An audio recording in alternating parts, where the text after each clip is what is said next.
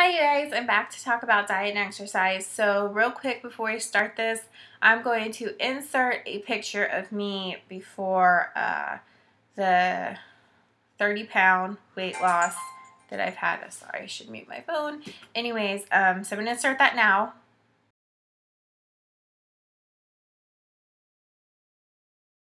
And this is what I look like now. I put on black tights, so it is, you guys can see. I've lost a lot of weight up here, and from the side, which you can't really see from that picture, I've lost it a lot. I still have weight to go. It's a slow process. It's not gonna happen overnight, and you're not gonna lose weight places you want to necessarily. Like, I work my arms out every day, but I'm having like issues, and as I lose weight, instead of losing, I'm losing fat, but now my arms are kind of like drooping. It's gross. But the biggest thing people notice when they first see me is my face has gotten skinnier. I don't really see it. I still look in the mirror and I don't feel like I'm, but anyways, the scale doesn't lie. So now I'm going to talk about what I did for the 30 pounds that I've currently lost. What happened was I went into the doctor for a birth control refill, and they took my blood pressure, and they're like, we can't let you leave. Your blood pressure is so high. You could have a heart attack any minute. So I was like, oh my God. And they sent me to like an emergency doctor and just all this craziness. And then eventually to a cardiologist. I've never had high blood pressure. The cardiologist I see doesn't think it's necessarily from diet or exercise because of the way it fluctuates.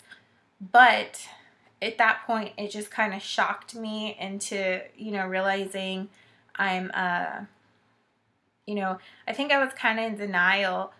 I think I'm an attractive person. I get told I'm attractive. I have a significant other. I'm not one to feel bad about myself. I have a lot of self-confidence. I get jobs working as a plus-size model. So in my head, I was kind of like, it's all good. It doesn't matter if I'm overweight. And not that everyone that is overweight needs to go on a diet or has health problems. I'm not saying that, so don't go crazy on me. For me, though, I was like, I don't want to be on medication, which I talked about in my fibro video. So obviously I have to take 2 pills now for my blood pressure until it does go down. But I really, really, really don't want to be. And even though my cardiologist thinks, it could be hereditary, we don't know what it is for sure. I've lost 30 pounds and it still hasn't really changed a lot. Obviously the medication dropped it a lot, but the weight loss so far hasn't really put a dent in it, but you never know.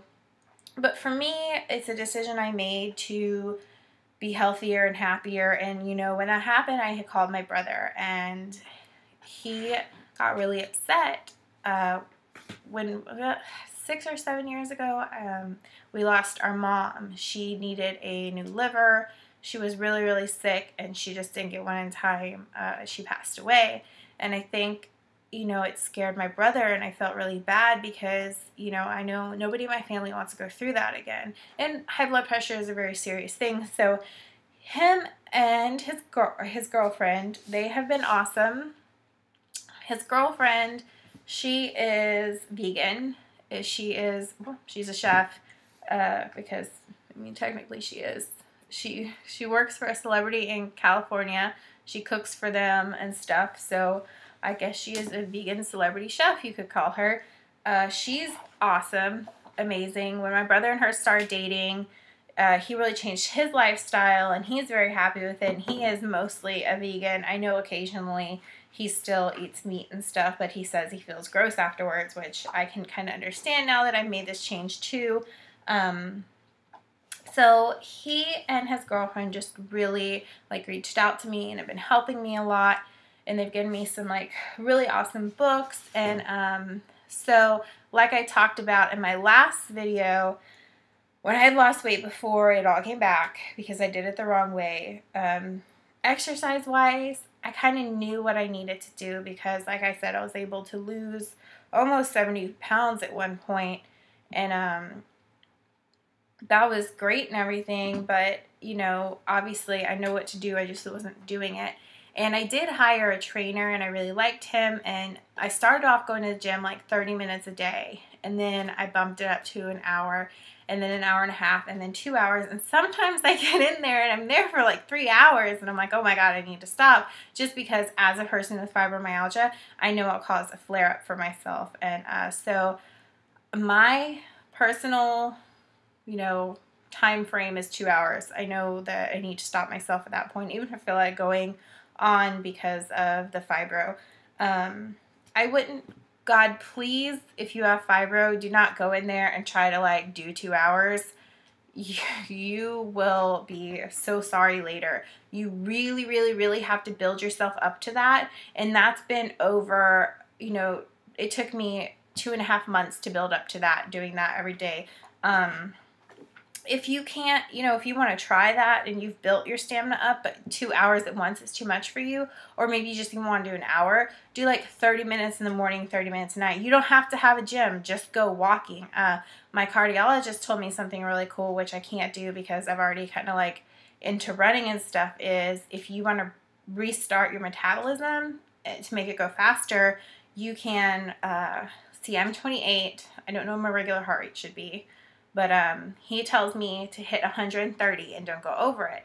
And you do that you walk like, or do whatever exercise you choose, and don't get your heart rate over 130 or whatever elevated should be for your age. I know if you're older, it should be a little lower than that. But, you know, I was in there doing like 170 heart rate because, you know, fat burning, all that stuff. He says you're actually burning muscle too. And the first 6 weeks, if you hit that just a mild elevation in your heart rate, and you do that for about an hour, it's going to reset your metabolism, which, you know, helps with weight loss and is awesome. But for me, that would be a leisurely stroll on the treadmill at the gym, and I can't really, I can't do that. I get too bored. So for me, what we're doing is interval training. I will, you know, hit 130 the first 5 minutes and just stay there. And then I'll pick my favorite like running song, and I will just like push it out and go crazy and like run out that whole song. And then I'll slow back down and let it go back down to 130, keep it at that for a couple minutes. Then I'll do it all over again with the song, like a cool song I like to run to, and just push it out again and then bring it back down. And that's so I believe so your body doesn't have a chance to get comfortable doing your workout, you know. That's what's worked best for me. I actually like really love it a lot. It doesn't bother me for those few times to go slow anyway. So I like it. That's what works for me. I'll do that for an hour, and then I'll go over to like weights and circuit training stuff and floor work that I've like learned from trainers and online and stuff. Anyways, so the last thing about exercise is, you guys, if you're really truly trying to lose weight, you need to do it at least 5 times a week. I mean, at least. If you have fibro and you're, you know, worried about your body, then okay, only, you know, do it for at least 15 minutes a day. They say 30 minutes a day is best to get your heart rate up and stuff, but, you know, just do what you can, but at least do it 5 days a week. That is really, really important. You are not going to lose weight, much weight. You might lose some.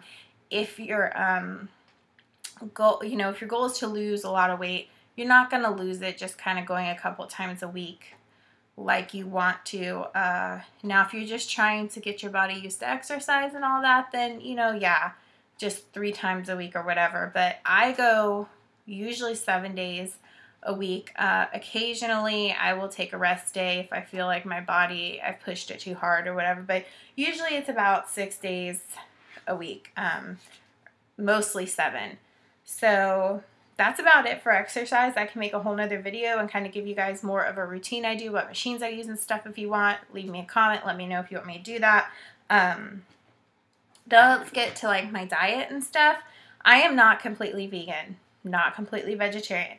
I will still have chicken, you know, sometimes if we go out to eat with friends. I don't really always have a choice of a vegan meal. So I will get like grilled chicken or something. I will occasionally have a dairy. But the one thing I've noticed about like being vegan and stuff, the one thing that is the hardest to give up is cheese. I love cheese so much. Anyways, running out of time. So the one thing I've noticed is that my sinuses, mucus, allergy stuff is like completely gone. I don't need to use my nasal sprays anymore. It really, having no dairy has done like wonders for my sinuses and stuff. So mostly the two main books that I use, well, three. I have this book. It's a vegetarian cookbook. My mom bought it for me when I was like 16. I used to be a vegetarian and all like PETA, woo, but she had bought it for me and she cooked a few things out of it for me, but mostly I've held on to it and I've started cooking out of it a lot, you know, because I do occasionally like to have butter or cheese. I will have vegan cheese or vegan butter or just oils, but I do occasionally like to have it when I'm worried I'm going to go off my diet. I will cook something out of this. This is the first book my brother and his girlfriend sent me. It's Appetite for Reduction. It's like a vegan kind of low-fat cookbook. These recipes are awesome. At first, I was kind of like, I don't know what half this stuff is. I was like, I don't know. But I really like it, most of the recipes. And I don't, because of my high blood pressure, I cut all the sodium out. I don't usually add salt. I do occasionally. But even without the sodium, this stuff's good. And you can still have good stuff like this. Oh, these are so good. These are a baked onion ring. And they're not that bad for you at all. They're so good. Okay, anyways, moving on. This is a really cool book. My brother and his girlfriend had dinner with the author, and he kind of told her what I was doing and what was going on, and she was kind enough to give him a copy to give me, and she signed it. Says, Dear Heather, congratulations on your effort to move forward with a healthier lifestyle. Enjoy this colorful collection. So this is Ripe, a fresh, colorful approach to fruits and vegetables. The author's name is Cheryl Sternman Rule. I really like the way this book is laid out. I think it's super cool. It goes by colors for your fruits and vegetables. Real quick, my favorite recipe, which I'm going to kind of show you guys the process of, make a video of that too, is this polenta stuffed Swiss chard with Parmesan cheese. And you guys, it is like, if you're craving, like sometimes I just like, oh, I want to go to Olive Garden and go crazy. This really is like I want good like Italian food fix, but kind of to stay on a vegetarian. It's not vegan because there is cheese in it. Yeah, anyways, so that's kind of what I do with my diet and my exercise. And if you guys have any questions, leave me comments.